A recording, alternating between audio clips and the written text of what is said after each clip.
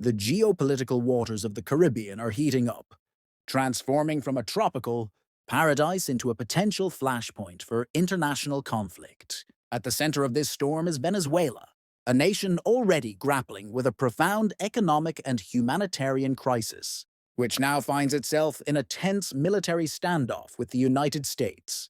The situation escalated significantly this weekend when Venezuelan President Nicolas Maduro announced that his country's defense plans against what he calls American threats are now fully operational and complete. This declaration comes as a direct response to a substantial U.S. military deployment, including advanced Over warships six and stealth decades, fighter jets, an armed conflict stationed that has ominously disturbed off the Venezuelan coast.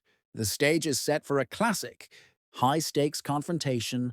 The U.S. government has formally accused President Maduro and his inner circle of running a massive drug cartel, labeling them as narco-terrorists. The deployment of the U.S. Navy, including destroyers and littoral combat ships, along with surveillance aircraft and Coast Guard cutters, is framed as a necessary operation to intercept drug shipments flowing from Venezuela towards the United States.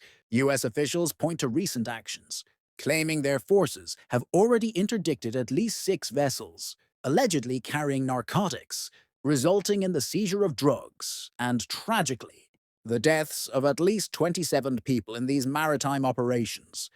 However, from the presidential palace in Caracas, a completely different story is being told. President Maduro, an authoritarian, socialist leader widely accused by the international community of stealing the 2019 elections, dismisses the drug charges as a fabricated pretext. He insists that Washington's true goal is regime change, that deliberate and orchestrated campaign to oust him from power. This belief is bolstered by past indications from former President Donald Trump, who authorized covert CIA operations against the Venezuelan government. For Maduro, this is not a drug bust. It is an act of war in the making. In the face of this perceived existential threat, the Maduro government has not remained idle. The response has been a full-scale demonstration of military readiness. President Maduro has ordered a nationwide series of military exercises, mobilizing his forces to defend the country's sovereignty. But the narrative of what is truly happening depends entirely on which capital you are listening to, Caracas or Washington. State television has been airing footage intended for both domestic and international audiences, soldiers marching out of barracks, armored vehicles moving into position, and troops being deployed to strategic border areas. Maduro announced the completion of the country's integrated defense zones and even launched a new military exercise, symbolically named Independence 200, evoking the nation's history of resisting foreign powers. But it's not just the regular army. Reports indicate that these exercises have involved a broad cross-section of state forces, including national police, civil protection units, and perhaps most significantly, members of the civilian militia, a million-strong force of armed citizens loyal to the Socialist Party, whom Maduro often calls the guardians of the revolution. However, analysts are quick to point out a crucial detail.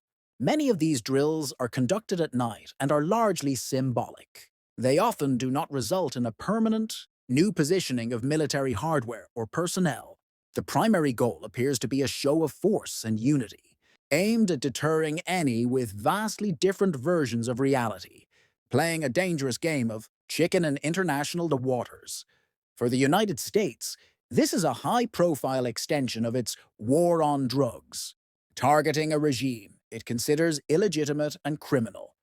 For the Venezuelan government, it is a fight for survival against an imperialist aggressor. The real tragedy, however, unfolds on the mainland.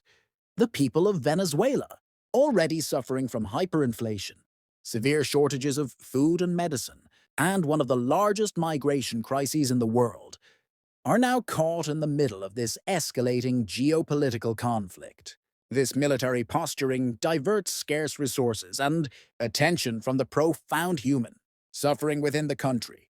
As the U.S. Navy patrols the coast and Venezuelan soldiers conduct their nightly exercises, the world watches and waits. The risk of a miscalculation, a misinterpreted maneuver, or a direct confrontation is very real. This is more than just a dispute over drugs.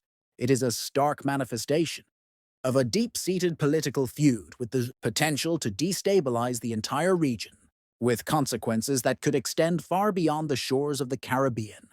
Potential U.S. action and rallying nationalist sentiment at home. Where does this leave us? We have two powerful nations,